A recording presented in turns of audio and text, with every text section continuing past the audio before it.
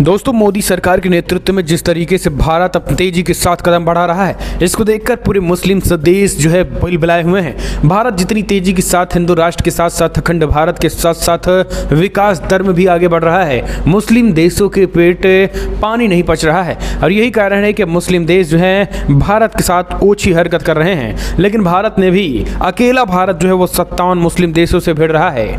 दोस्तों, आपको बता दें कि भारत ने ऐलान किया है कि मुस्लिम देशों को खास करके जो गेहूं है वो अभी मोदी सरकार ने रोक दिया है। जी हां, आपको बता दें कि गेहूं के साथ चाय के साथ चावल। आपने देखा कि कुछ दिनों से लगातार इन चीज़ों पे मोदी सरकार ने ब्रेक लगाया है, जिसके बाद से अब मुस्लिम देश भूखमरी की कगार पे चले गए हैं। ये रियलिटी है दोस्तों। यही कारण है कि अब भारत के गेहूं को बदनाम करने की कोशिश की जा रही है मुस्लिम देशों की तरफ से। चीनी और चावल को, चाय और चावल को बदनाम करने की कोशिश मुस्लिम देशों की तरफ से की जा रही है। बड़ी अपडेट निकल के आ रही है दोस्तों। जब भारत ने गेहूं रोका तो अब मुस्लिम देश बौखला करके एक नई हरकत कर रहे हैं कि भारत के जो सामान है वो अपने बाजारों से हटा रहे हैं। लेकिन आपको बता दें कि इसका जो नज़रिया है और इसका जो एक तरीके से जिसकी आड़ ली जा रही है वो है मोहम्मद पैगंबर पर टिप्पणी का।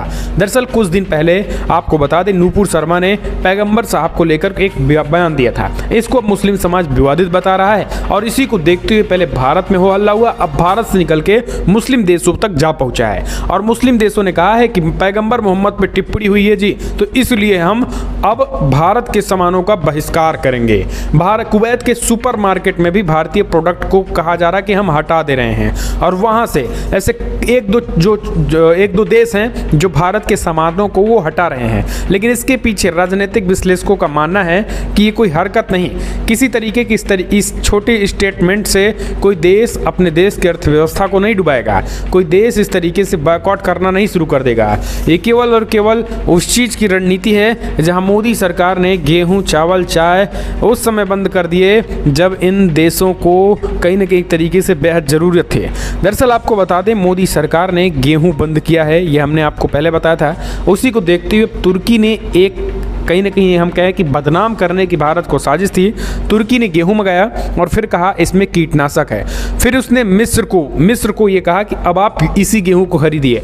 तो मिस्र को ये तुर्की और मिस्र में जो है एक समझौता था और फिर जब मिस्र के पास ये गेहूं पहुंचा तो मिस्र ने भी कहा हाँ ये गेहूं खराब है, जबकि वो गेहूं खराब नहीं था बल्कि भारत को एक तरीके से बदनाम करने की साजिश थी, ताकि किसी भी तरीके से भारत को बदनाम किया जा सके और भारत के जो खाद्य पदार्थ हैं उनको कोई दुनिया में ना खरीदे।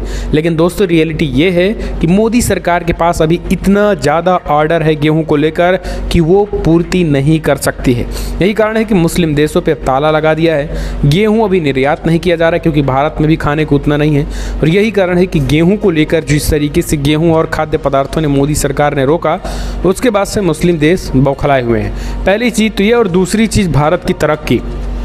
भारत जितनी तेज़ी के साथ कदम बढ़ा रहा है दुनिया भर में, अर्थव्यवस्था से लेकर के अपनी जीडीपी से लेकर के, और जितनी तेज़ी के साथ ये अखंड भारत की तरफ बढ़ रहा है, मुस्लिम देशों को ये पच नहीं रहा है। प्रधानमंत्री मोदी जो है वो मुस्लिम देशों को रास नहीं आ रहे हैं। यही कारण है कि अब ओछी हरकत करना शुरू कर दिया है और भारत के प्रोडक्टों का जो है मुस्लिम देश बायकॉट कर रहे हैं। कुवैत के सुपरमार्केट से भारत के प्रोडक्टों को हटाया जा रहा है ये कहकर कि पैगंबर मोहम्मद साहब पर आपने टिप्पणी की। तो आपने अंदरूनी राजनीति भी समझ ली है कि आखिर मुस्लिम देश ये ओछी हरकत क्यों कर रहे हैं। फिलहाल कमेंट के माध्यम से आप अपने सुझाव दें। अगर आप भी मानते हैं कि नेशन फर्स्ट होना चाहिए, पहले हम भारत के लिए अपने खाद्य पदार्थों को रखेंगे फिर दुनिया भर में बांटेंगे।